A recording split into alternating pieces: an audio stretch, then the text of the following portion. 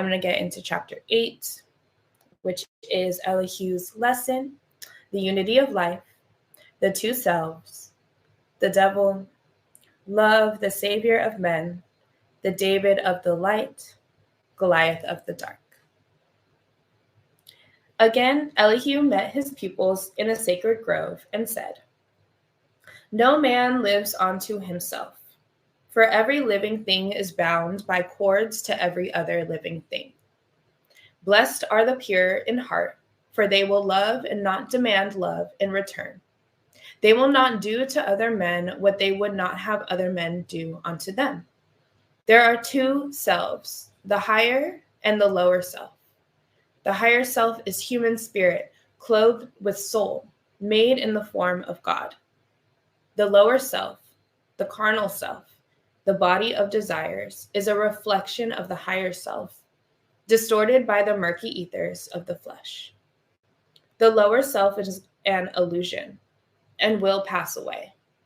The higher self is God in man and will not pass away.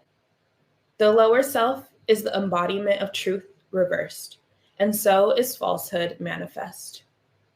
The higher self is justice, mercy, love, and right. The lower self is what the higher self is not. The lower self breeds hatred, slander, lewdness, murders, theft, and everything that harms. The higher self is mother of the virtues and the harmonies of life. The lower self is rich in promises, but poor in blessedness and peace.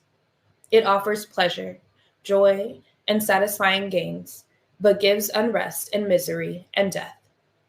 It gives men apples that are lovely to the eye and pleasant to the smell. Their cores are full of bitterness and gall. If you would ask me what to study, I would say yourselves. And when you will have studied them, and then would ask me what to study next, I would reply, yourselves.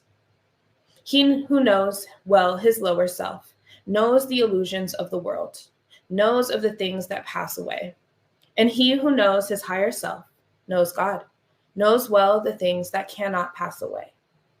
Thrice blessed is the man who has made purity and love his very own,